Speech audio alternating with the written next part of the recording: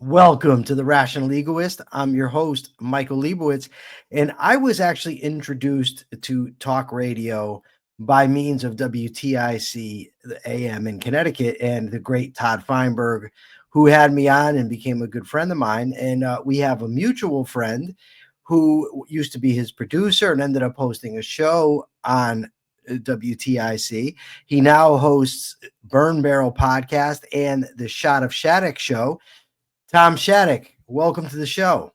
Hey, Lebo, it's funny. It's so interesting you say that because I only knew about you because when Todd left Boston and went to Connecticut, I lost track of him, but my brother kept listening and kept saying, he's got this guy calling in from prison.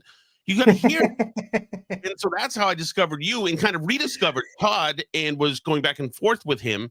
And then he had me do a bunch of hits on the station, and then they brought me on the station. So you are in some way, in some small part, you get credit for my tenure at WTIC. Oh, awesome. That's great. Well, it's great for me. Some people may not think it's great. I don't know, but who cares what they think anyway? So now I've hit the trifecta. I've had Todd on twice. I've had Reese on, I don't know, a bunch of times. And now I got Shattuck on. So that's the TIC trifecta. Beautiful. Reese, Reese and Todd all worked together in Boston in 2004. Yeah, Todd remade TIC in his own image. Didn't he? Basically, right? He brought in the whole Massachusetts contingent came in. To host in Hartford. Well, West, whatever it is, Farmington. I don't know. They're all Avon. I don't know. They're all get screwed up to me. In Farmington, but yeah, we're all over the place.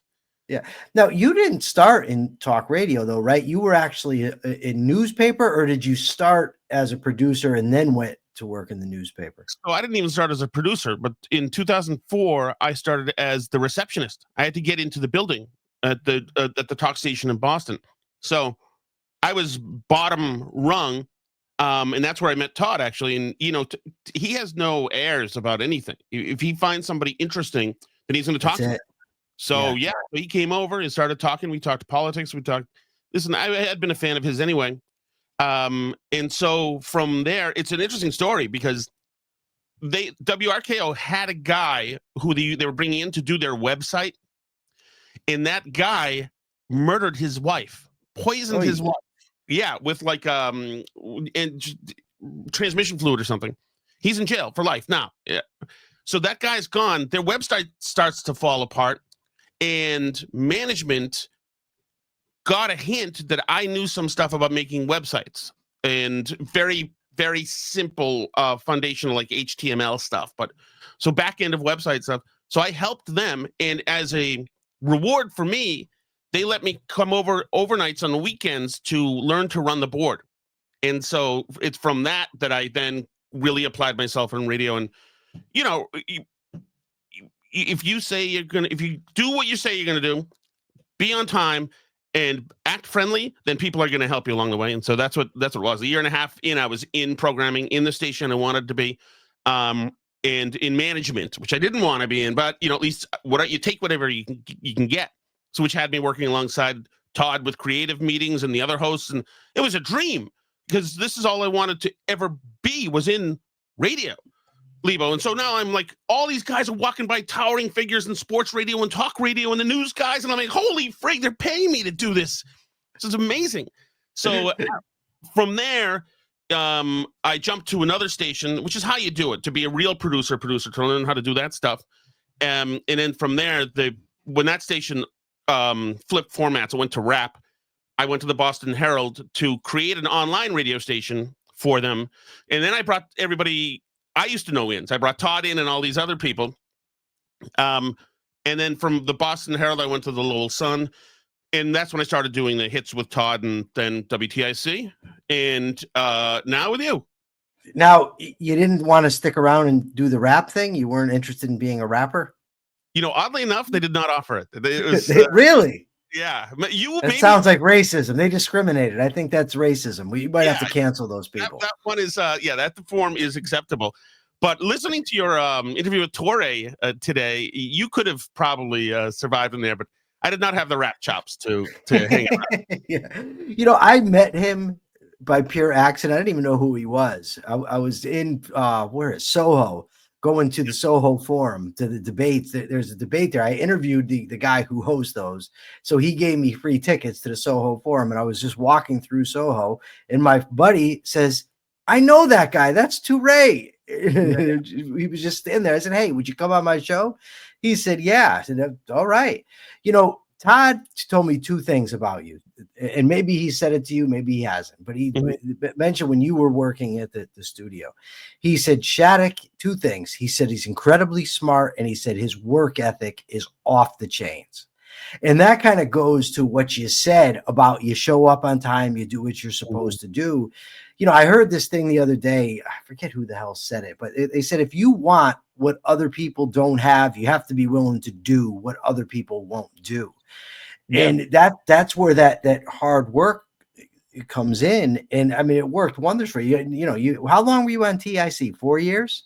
4 years. Yep. Yeah. 4 years. So, go ahead.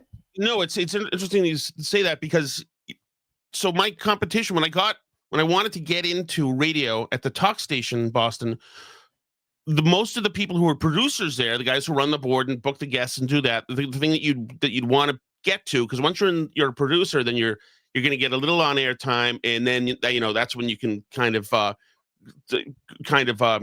get the experience in to make the transition to take your shot. But a lot of the producers were guys who all wanted to work for the cool FM stations. They wanted to work for because it's a cluster, just like with WTIC in Farmington. There's a bunch of stations there. There's a hip hop station, there's a rock station, but the FM stations are fun. They're partying. There's hot chicks all over the place. They're like anything goes. So all the young guys really. I have a girlfriend, Tom. I wouldn't notice hot chicks. No, same here. I'm not. I have a girlfriend, so it's like don't even notice them. Yes, I can't. I don't even think about the American Eagle jeans ad. It does nothing for me whatsoever. All I see is the jeans, the pants. But anyway, so the other producers mostly didn't want to be there. But I was a talk radio guy. So imagine you like walking into a libertarian think tank, and all the libertarians in there really wanted to be working for the Democrats. You'd destroy them. You'd be like, wow, this is, I live and breathe this stuff. So much like with you with the libertarian stuff, it's not work if you're like thrilled. So I worked hard and I was dedicated, but I was like in heaven, even at the front desk, even making $13 or whatever I was making an hour. I was like, I can't believe I'm actually getting paid to be in here, to listen to the radio, to fold envelopes and answer the phone. But I'm like, all the radio people are walking around. So that was the right fit, because to me, it wasn't work. And I'm dreading, now since I've got whacked now, I shouldn't be saying this in public, but like I may have to do a job where I have to work now, like in PR or communication shop for somewhere. And like that, I'm not feeling. I think I'd rather just, if I have to do a job I'd rather bartend, to be honest. Something tells me you're going to land on your feet, Shattuck. I am pretty confident in that. Well, we'll see. I mean, things are going well, with the new podcast. But everybody's got a podcast now. They should make it. I'm going to go against your libertarian central planners. I stopped calling myself a libertarian. You don't know. It's like in Goodfellas. I don't know. No one went up there to tell you. Yeah. But I actually did. I stopped doing it because when I got out, I saw libertarians a broad tent, and there's just so many of them. And there's a lot of them that I just found reprehensible and don't want to be associated with. So I just stopped calling myself. Are you an American capitalist now? Yes. Yeah, I understand that too. I mean, upside down, American Capitalist Party. There we go. The co-chair, I believe. Yes, the vice chair. But Mark Pellegrino, he screws up and calls me co-chair all the time. Yeah. In the like all three parties, first of all, I don't even know what a Democrat is anymore. I don't know. And they no longer believe in science, logic, or reason. It's a very emotional place. I don't know what they are anymore. It used to be that we could yell at them about the size of government, and that was it. And the Republican Party, there's like video out there of Kristi Noem like rolling around in jeans, trying to be like the American Eagle thing. Republicans are just horribly depressing as well. And obviously they're not what they were or were advertised as. Maybe they never were, actually, considering Reagan was a big spender. They're not responsible when it comes to spending or the national debt. Trump is a totally anomaly. So, like, I don't know what are Trump's principles. It's what he feels like immediately at that moment. Generally, I'm pleased with what he's doing, and I voted for him every time. But yeah, the libertarians as well. They seem cool. I mean, but I think they've spent too much time out on an island where they can talk about psilocybin, and there should be in the police state, and the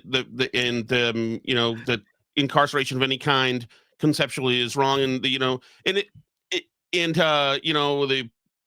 all these other they've had too much time to have just conceptual conversations where I think, like, I'd like to see some of the pragmatic stuff happen from one of them when elected. And I really haven't. Like, Rand Paul has given some good speeches, so I guess maybe he's the closest thing. But I had a guy on yesterday named Rob. He's from Blaze News, and he actually made a great point.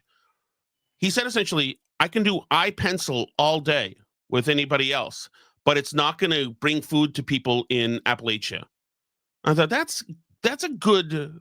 The iPencil thing. Obviously, I assume that you probably have written your own version of it. Leonard E. Reed. Exactly, and it's a brilliant and simplistic conversation or essay, that starts to open up the world for you a little bit.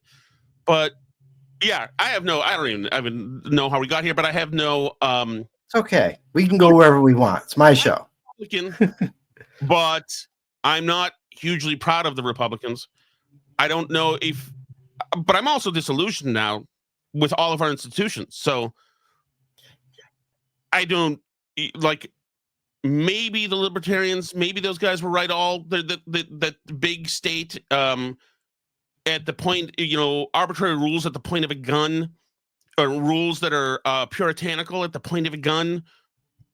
Maybe since the guy with the gun and the administrators for the guy with the gun, maybe since they're all incompetent or corrupt or both, as proven by COVID, maybe you have to rethink the size of the state.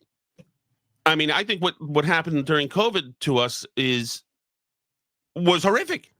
If they could do that with COVID, they can do that with anything. And seemingly reasonable people all played along and lied to us. And Tom, you said so much. I originally wanted to talk to you about the state of talk radio, but now you got me thinking about broader stuff. And it's interesting to me because I didn't, when I got out and I got on the computer and the internet and everything, I see people say COVID is the biggest rights violations in the history of the country. It's so horrible. And I'm thinking, why don't you go tell that to all the victims of the war on drugs?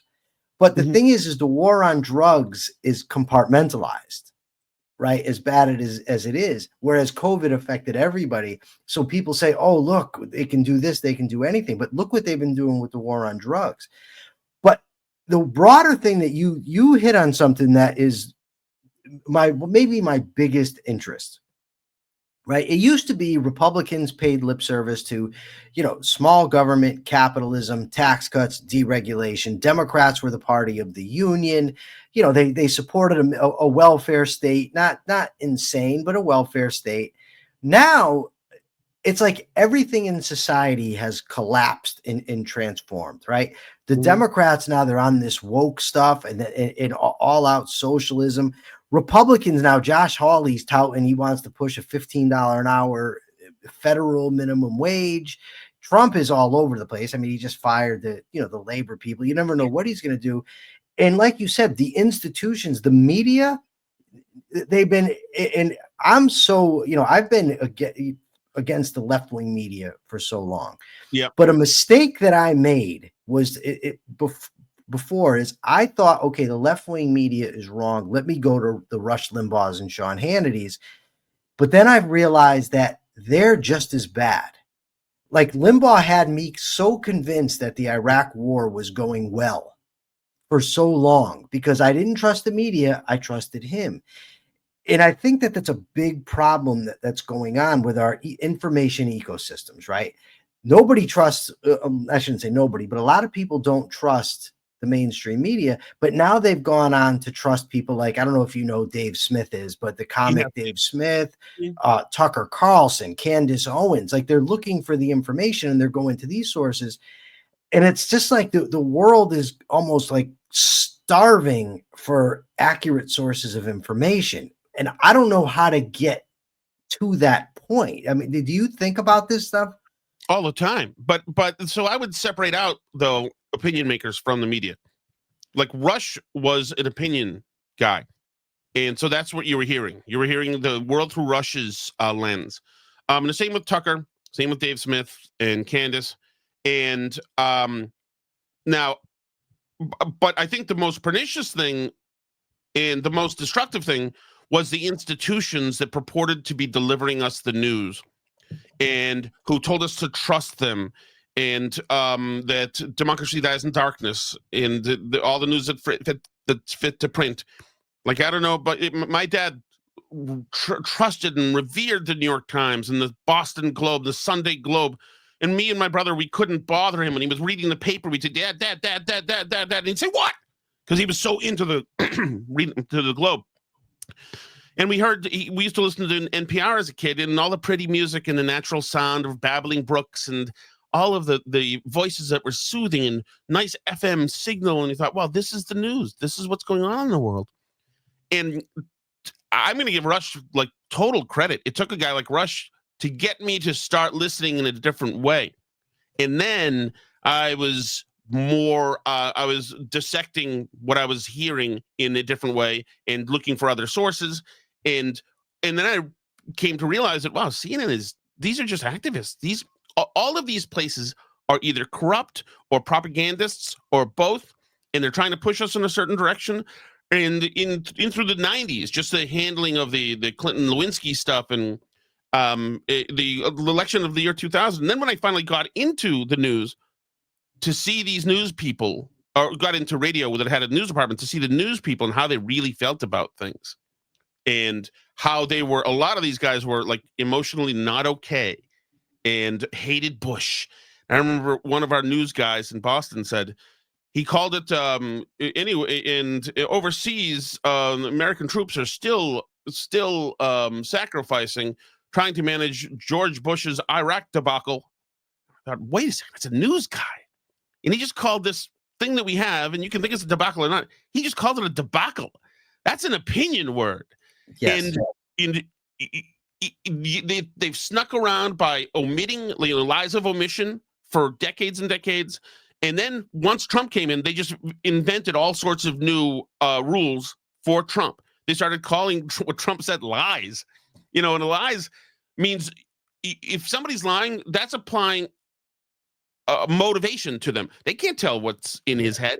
You get a pretty good idea when he's saying there's 8 billion people at his inauguration crowd that he's just full of it.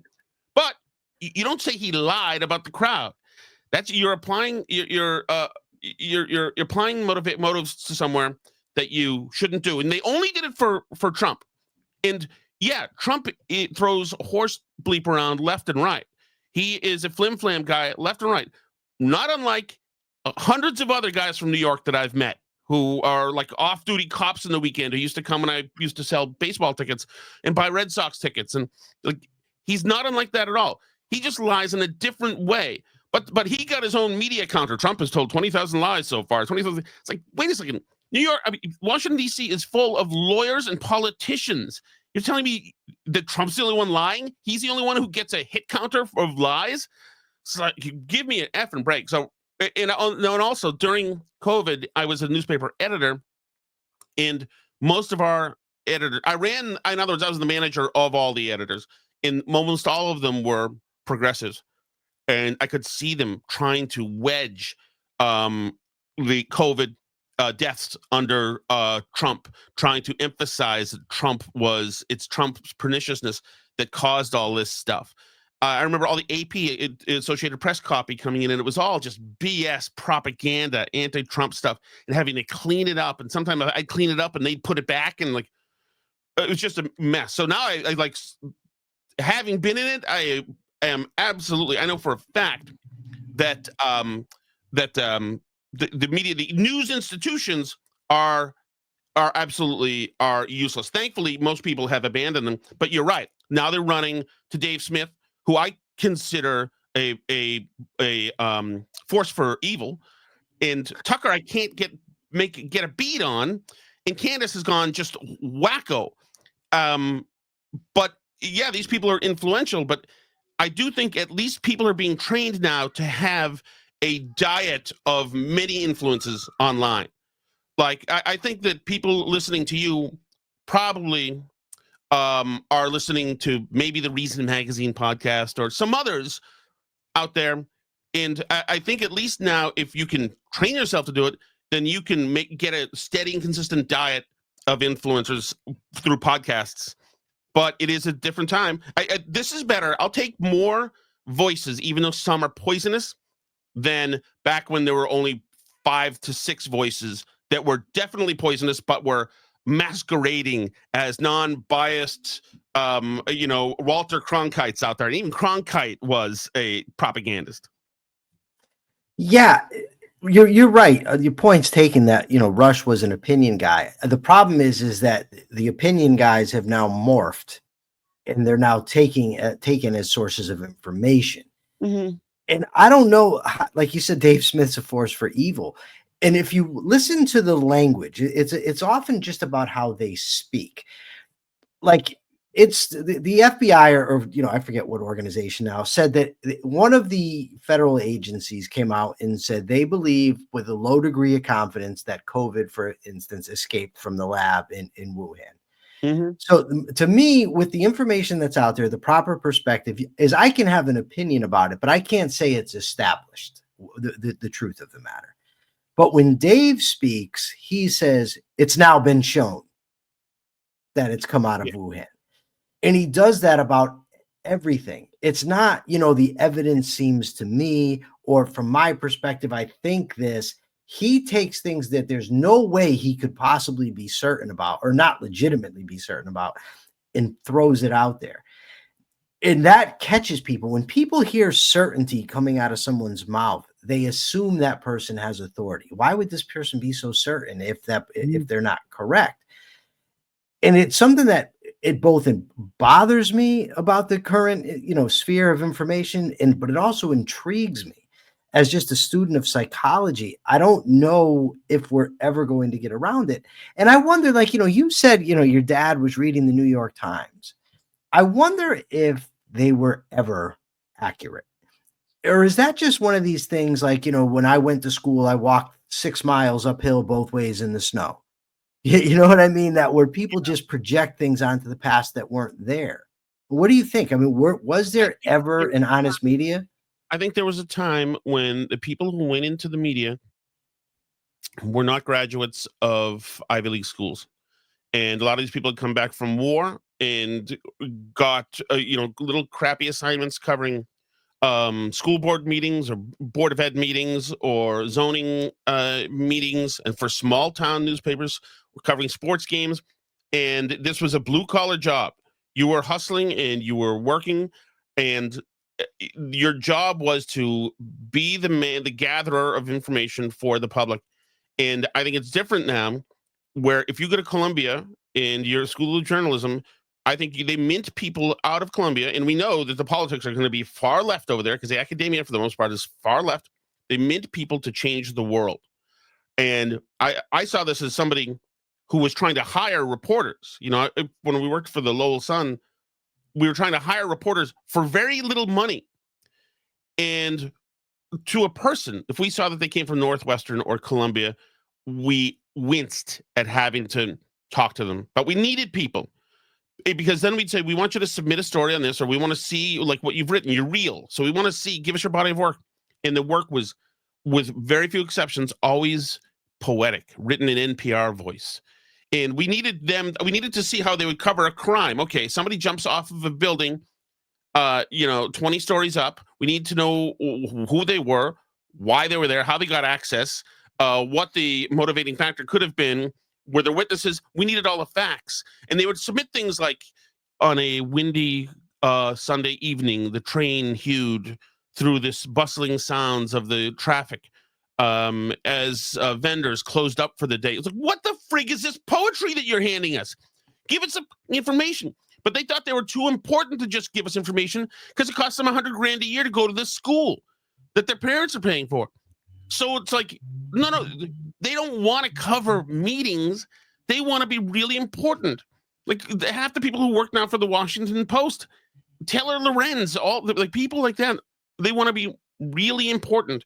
And now it's into brand building too. So now if you can spend a couple of years at the Washington Post writing this drivel that's losing money, a couple of years at the New York Times writing this stuff that's losing money, you can still now open, once you get the boot or leave, as soon as you're not able to shake down management anymore, which is what these newsrooms do, then you can start your own Substack and your own podcast, and you've got a brand already, and make money out there. So it's like there's so much personal brand building too, which by the way, both you and I are doing too, trying to do too. Yeah. But I mean, we're trying to, and actually, it's funny, Michael. We didn't like what we're doing. There is a better incentive structure for you and I to just sell out and be whores. Yes. If you and like for me, I guess I'd have to go lefty because I probably people consider me MAGA. But if you went full MAGA, the recovered libertarian who finally is seeing that civil rights and always under the umbrella of Donald Trump, that's a story, right? And, so yeah, people are incentivized to do this. If I joke with my wife about this all the time. We have a podcast, the Burn Barrel podcast that we've done for 5 years, where we're trying to have honest conversations as two people who have a big family and live in a blue state and are generally conservative and want things to change and get more sane. But if I threw her in a cowboy hat with a low cut shirt and a pink gun, like half the work would be done for us right there. Because like that's what a lot of people want. And on the left, now they want, God knows what they wanted on the left. I don't know. They want if she buzzed her hair off and made it purple and got a huge nose ring and we became non-binary pansexual. Maybe you could do that. You could buzz your hair off and get the nose ring. Absolutely. Imagine that. I suddenly come out as trans. No, but you're right about the whoring. So, a very prominent podcaster, I was talking to him and he actually recommended that I do just that. He said, you can be ethical afterwards. He said, but you got to get your audience first. And what I told him was, yeah, if I do what you're suggesting, then the type of audience I'm going to get is the type of audience I don't want. And then when I try to be authentic and serious, they're not going to want to hear it because they're buying into the bullshit that you're feeding them. I would just rather not make it than do that, than just be out there saying whatever it is that people want to hear. And that kind of, Tom, brings me to the question. Now, you used the word whacked. You said you got whacked. Yeah. Now, since Rush died on the TIC, it was all day local radio. It doesn't mean they're not covering national stories as well, but mostly covering Connecticut. You had Brian Shackman, and then Pastor Will, you, and then Todd. Now it's just, I think Brian's still on in the morning, and then it's all syndication, national syndication stuff, and then it's Reese. Yeah. Why is that happening? Is there just not the market for local voices? Is that the problem? Because the local people seem to want to hear the local voices. Oh, definitely. In Connecticut, it's big time. They want local. They were one of the last holdouts. And, I was not surprised that I was getting whacked. I was surprised that maybe they wouldn't try to do something else with me. But middays, the problem is that they're not monetizing online enough, so that many people are going to listen online, and online ads are not making stations money enough. And at the same time, the bumps during the day are morning and PM drive. Still, it's people in cars in and around the Hartford market tuning into 1080. So that's where the bump is, and that's why just about every other news talk station in the country had gone to syndication during middays. And Rush was syndication, obviously. So for them to try to go local when to even bring me in was like bucking the system, because the station, the company Odyssey Intercom, they had on almost every other market haul it out the middays because they were only selling PM drive in AM drive, and they wanted to sell what they had to sell the largest cume, the most people listening. And so you're always volatile if you're middays. So but yeah, no, people want it, but the station, if they're not billing enough money, then they're gonna be like, okay, we got it's and that's the demise of newspapers too. You know, people still want their local news, but you have to pay local bodies to do it, and so that's why you don't see it much. And like the other stations in Connecticut, actually, one of them does, WCCC, I think. Is it CCC or ICC? One of them does have Melissa in the morning. And then PM drive, they have all live and local, but I think it's recent new funding. But there's another one with Gary Byron on in the morning that's just him, and then the rest is syndicated. So paying people real hard cash is tougher for these places to do. And people have, like you and I mean, do you listen to the radio often? I know maybe you listen to Reese. When I'm driving, and that kind of, I guess, makes your point, because when I'm home, I have to work, right? I have to do, I do my job that brings me my pay. And Right. I'm very fortunate. I can work from home. I do it, on the computer. Or I'm reading articles, I'm sending emails, I'm preparing for the show, I'm making clips. So I don't have the time to, and I'd imagine it's the same for everybody else, but you're right. When you're driving, it's a different thing. And I don't expect you to comment on what I'm about to say. I get it if you don't. But one of the things I really enjoyed about listening to Todd was genuinely interested in ideas. He didn't just dig in his heels and tell the audience what they wanted to hear. He, for instance, a lot of people got upset with him when he predicted Biden would win in 2020. He didn't want Biden to win. He just said, I think he's going to win. And people went crazy. And I'm just like, what the hell is wrong with these people? But Todd was first of all, a masterful communicator, but also very open to ideas. When I listened to Reese, now Reese is a friend of mine. I like Reese. Don't get me wrong. But as a host, Reese is all gas, no brakes, one direction. And it just seems, is that the formula to make it in talk radio? Yeah, I don't know if you don't have to say about Reese in general, but specifically, but in general, is that what they're looking for? Is just people who are going to get on there, basically pander to the audience? I don't have really a better word for it. Is that what it takes in talk radio nowadays, or maybe always? I don't even know. I do think that Todd not being full mega probably drove some people other places.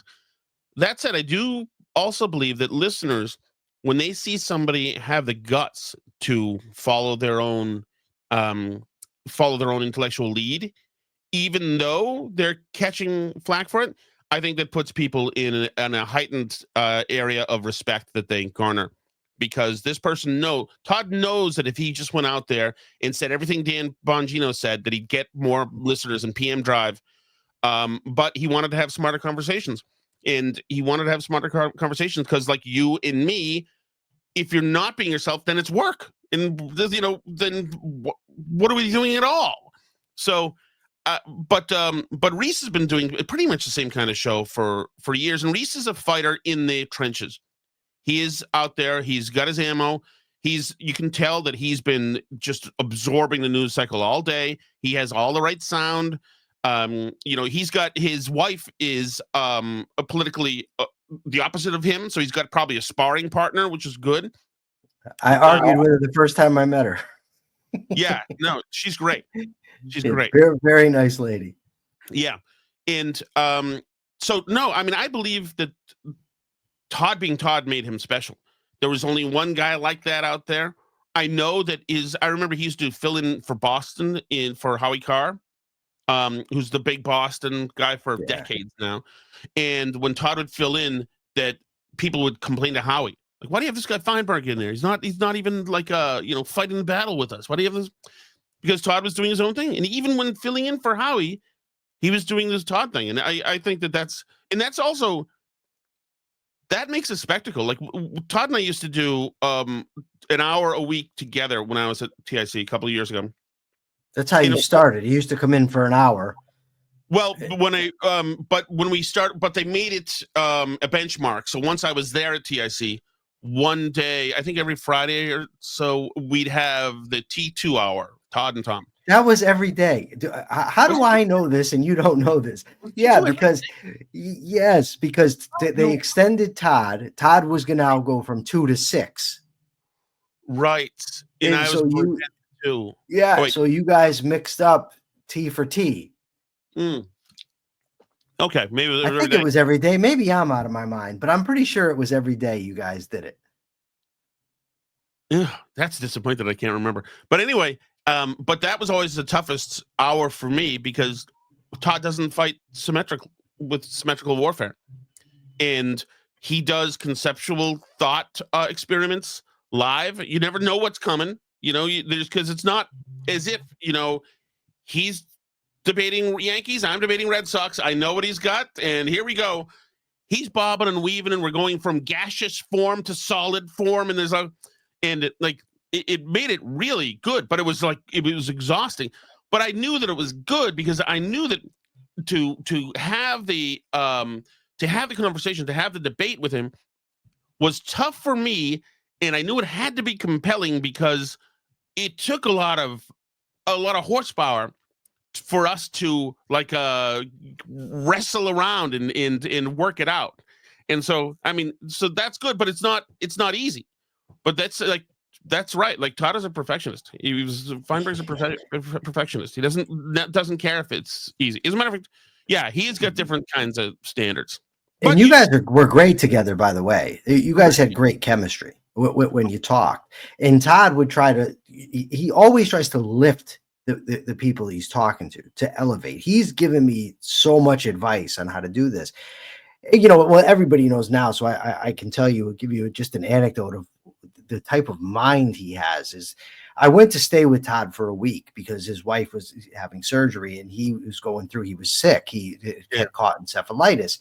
So they needed somebody to stay. So I went out there to stay. And in the midst of, just his memory was wiped out. He's doing better. He's getting better all the time now. But at the time, this was in the beginning.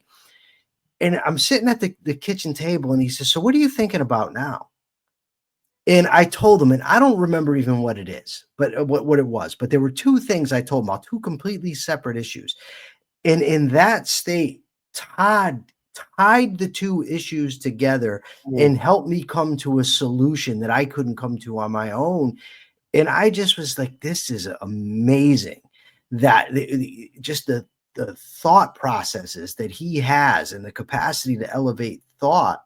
Mm-hmm. And then, one other time, just to demonstrate the listening, I was on the phone with him and he got attacked by the otter. Remember the otter attacked him? Yes. Yeah. So I'm on the phone with him and he didn't even break stride. Right. He was in the middle of the conversation and he kept listening to me, to what I was saying while he's being attacked by a wild animal that he didn't know what it was. But my ultimate point, just to bring it, back to what we're talking about, is he was demonstrating for me through all of this what it takes to do this effectively. And I just don't know if there's a market in radio for that. I hope so. Not necessarily radio, but podcasting, just the talk business, because I love doing this. Like you said, this is not work. Yeah. There's parts of it that are work, behind the scenes, making clips, learning tech. But this right here, Tom, I love it. You know what I mean? It's fucking great. I can even swear on my own show. What's interesting, Michael, is that you're kind of doing, it's funny. Yeah, you're incarcerated for a long time. And one of the things that you did to pass the time on the inside is kind of what you're doing on the outside. Like you talk about having conversations in debate with people inside who wanted to learn. And I agree with you. I don't know if you're the same way, but especially when I was younger, before I had kids, all my friends would say, let's go out to a movie, or let's go to watch the Sox game, or let's go to whatever. And I never understood, like, it's much more, why don't we just all hang out and talk and like debate, or like flush things out, or shoot the breeze? I mean, it's like, that's the fun. Like, why am I wasting I'm gonna watch a movie about on the Marvel universe and like fake CGI crap? Like, what a way to park your brain for 2 hours and do nothing. I still don't get it. I still don't even, my wife gives me crap for this because I still don't like play board games and things. Like, why are we escaping? Let's talk about things in life and issue and cultures and culture and like all that stuff. Like that's fun. I mean, that's real. Like us doing this, we didn't invent that either. They were doing it in caves 800 years ago. It's like,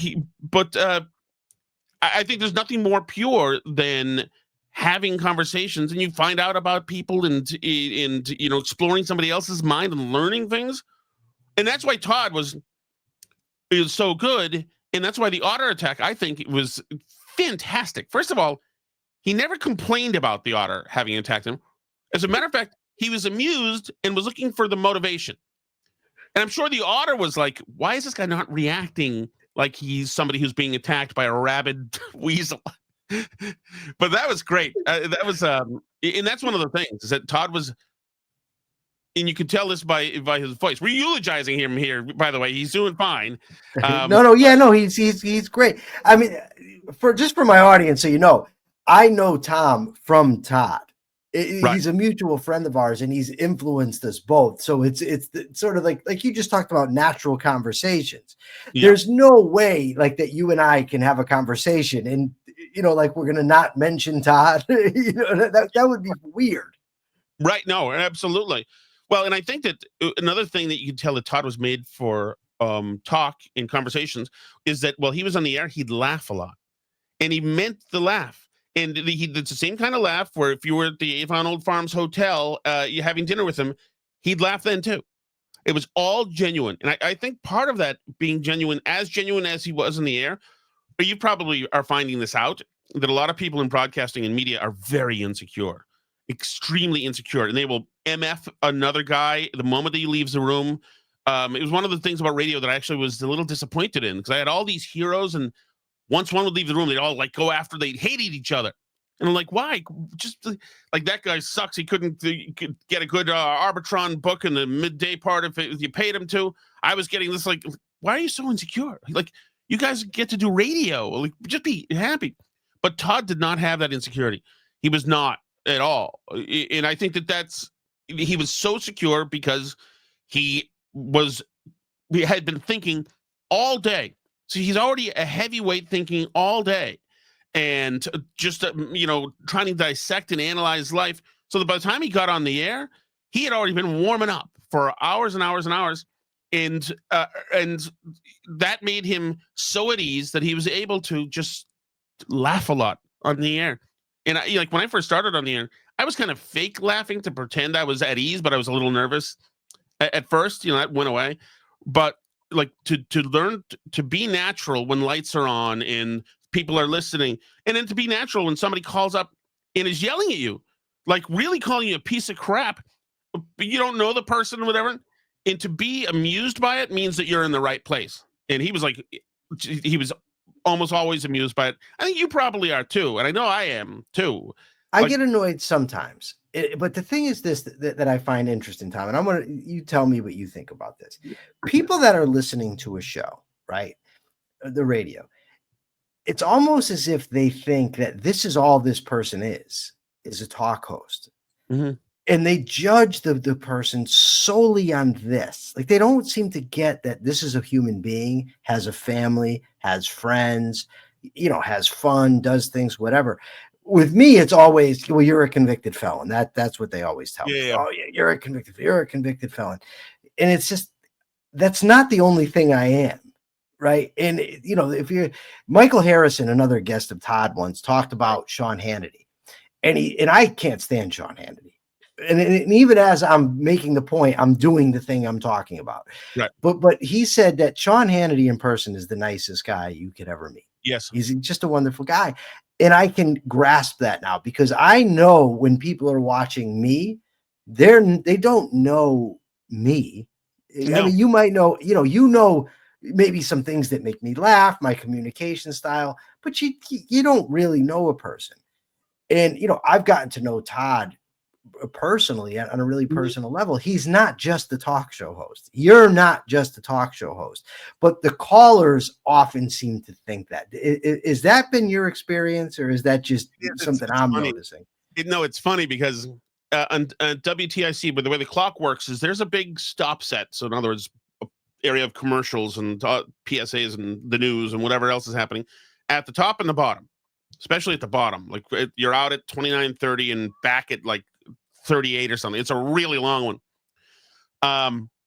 So if I had things to do during the, in the morning, I'm waking up, getting kids ready for school. That's usually a disaster. One of them won't make it on the bus. I'll have to drive the kid to school, come right back. If I can walk the dog, I'll walk the dog, or we've got a newer baby, walk the newer baby. Meanwhile, try to listen to some podcasts and get going. And then it's time for my show to start on WTIC.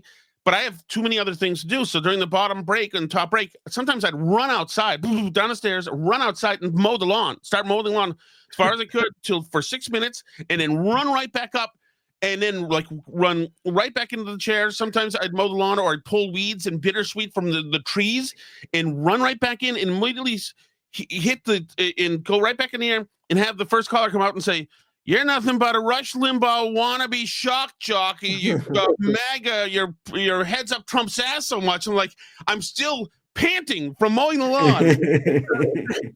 This guy has a very different view on what's going on here. And I didn't mow the lawn during the stop set during the commercials to prove that I'm cool during commercials. I did it because if I didn't mow the lawn, then everything else in my life is going to fall apart because I'm barely making it. Of all the stuff I have to do and all the projects we have to do as a family and all the kids we have to bring all over the place, it's a royal cluster F.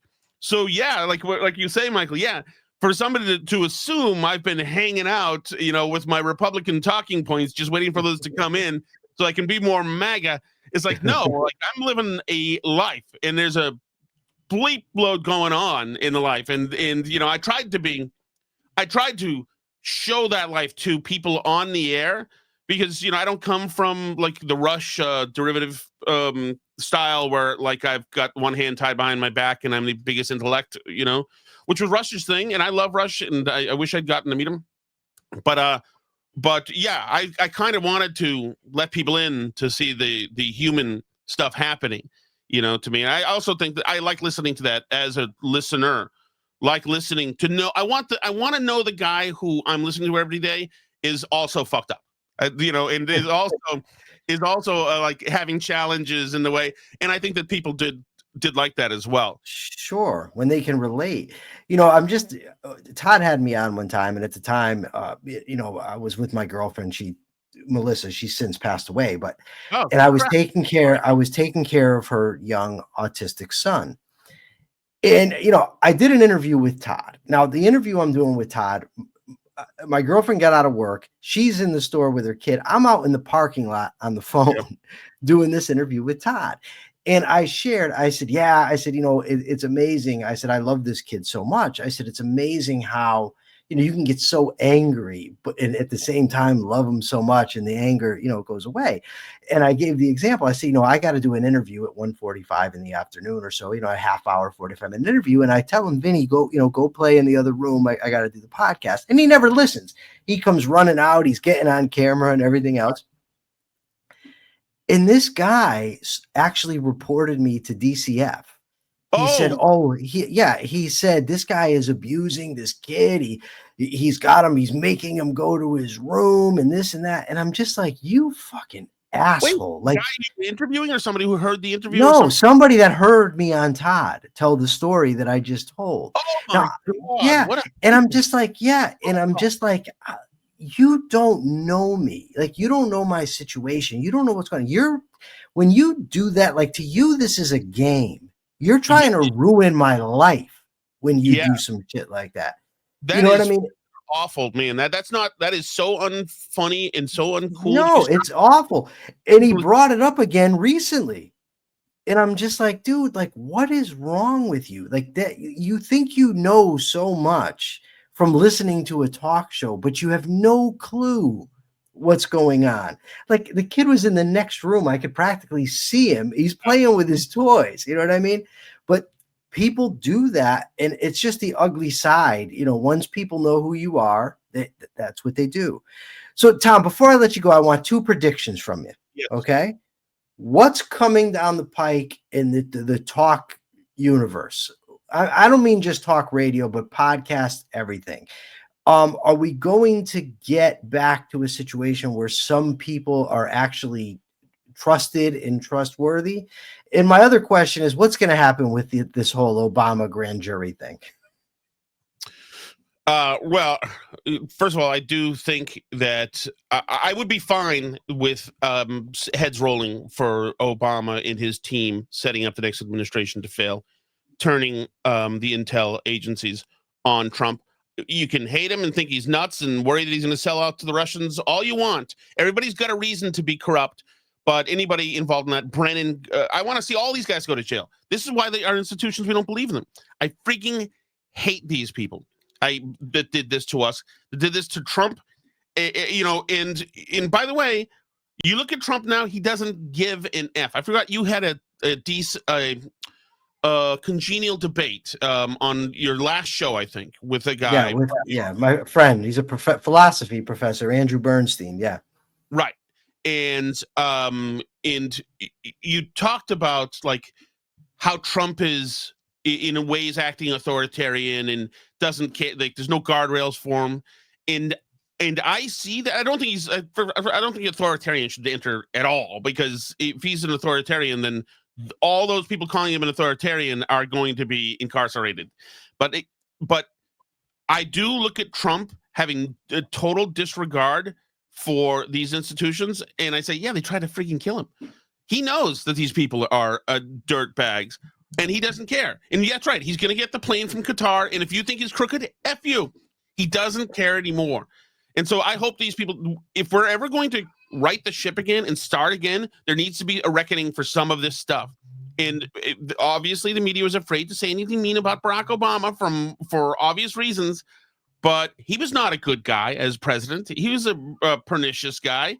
This is a guy who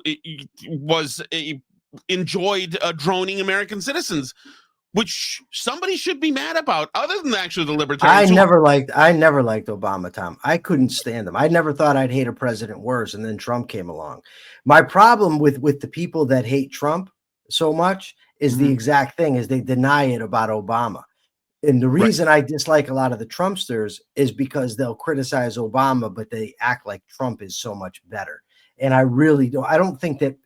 I don't want to say all politicians, because you can always point out the exception.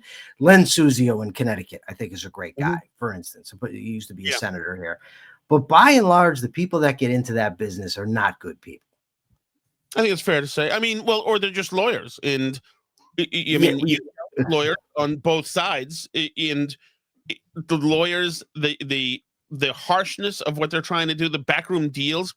Like it's amazing. Like my wife and I, we had a couple years ago, we had marriage problems, so we both saw divorce lawyers. We didn't see them. We called, and my lady was going to destroy her, and her guy was talking about all the ways to like monitor me and write narratives about what's going on, and get the house keys changed, and like. These people are just freaking and telling us how my lawyer was saying, oh, you're going to have to sell the house because he's going to make sure that she takes you from the. I'm like, holy crap. Actually, speaking to these lawyers reconciled us, because we're like, holy frag, man, we will be destroyed. These people will get a few $100,000, and we're going to be living in a one-room basement apartments in some hellhole somewhere. So let's not. So, and I'm glad that lawyers are there, and because the system is made for sharp elbows and you need representation, but there are no angels happening in politics who are lawyers, or anybody else, as a matter of fact. And I wouldn't be either. I don't, if I go to be the mayor of Bridgeport and somebody hands me an envelope full of cash, I think I'd say no. I don't know. It hasn't happened yet. And envelopes full of cash seem very pleasing to me right now. but I'm not an elected person. But we do need there to be. We need to have people with some scruples, or at least be. If you're going to be corrupt and competent. Like the former mayors of Chicago were heavily corrupt, but Chicago is beautiful, and Lakeshore Drive looked lovely, and the Gold Coast and all that stuff. Now it's incompetent and corrupt, and that's a bad combination. So stupid and scummy is no way to go through life. Right. Just get one. You can be scummy and incompetent. That works. We'll take that. But like the worst of all is arrogant and scummy and incompetent, and there's a lot of that happening in Connecticut. Like Bob Duff, it's like he's a unique person who, with a smile, is doing fun Instagrams telling you how pornography for kids is not what it looks like. No. But meanwhile, it's pushing people into that, is huge into the surgeries for young, like the whole thing. Whatever. But other people don't know who he is. But as far as podcasts, I predict that there will be a standout group podcast that will be the go-to, that people will feel that they are getting 4 or 3 honest actors who are trying to be at every point intellectually honest, and who will establish themselves by saying some unpopular things that turn out to be true, as the go-to for news and opinion. I think it'll happen. I think it'll be a group effort. I think we're getting closer to it now, because you have guys who are in the podcast space who didn't used to be in there. Like, do you ever listen to the All In podcast? No, who's that? So it's 4 guys, including David Sachs, who's now in the Trump administration. 4 guys from the tech industry. So they're all Silicon Valley guys, billionaires. They all invest in a whole bunch of stuff. Oh, I think I have heard this. Yeah, and they're still tech nerds. So like they talk about going out and having steak dinners and champagne dinners, but they still come off as nerds. They probably think they're not. But when they talk about politics, they're new to talking about X's and O's in politics. So they don't really have a team. They didn't come to this with priors about politics. They're just looking as tech guys as what's good for business. So all of the other toxins that would usually set somebody off or get somebody to just beat about the team for the team that they represent, they don't have any of these priors. So I'm not saying it's going to be them, but I'm saying somebody's going to come to a podcast panel that's going to be populated by people without agendas. And for at least a short time, then I think that'll supplant what we consider the news, or the news and opinion people. And by the way, Hannity is a great guy. Is he really? You know him? You've met him? Only met at Michael Harrison's events, and both times he did an interview with me on the spot, which is kind of something you don't really do to somebody. But he was like, yeah, come on, let's go. He was always like, when he had to do me a solid, he took it as his time and did it. And so like that I consider cool. Plus, he carries his gun with him, and him and his boys getting into that SUV in New York City, like heavily armed, just looked very cool. Yeah. All right, Tom. So where can people find you? You can go to Shot of Shattuck Show, just because I wanted to annoy people before they got to hear my new podcast, or Tom Shattuck's Burn Barrel. I'm on Twitter at Tom Shattuck, which is TomShattuck. Awesome. Tom, thank you so much for coming on the show. I really appreciate it. It's been a blast. It feels like we've been talking 10 minutes here, but it's been a blast. Let's do it again. Oh, absolutely. Thanks. Hey, don't go anywhere. I want to tell you something before we go off. Okay. For now, this is the Rational Egoist signing out. I'm Michael Liebowitz. Till next time.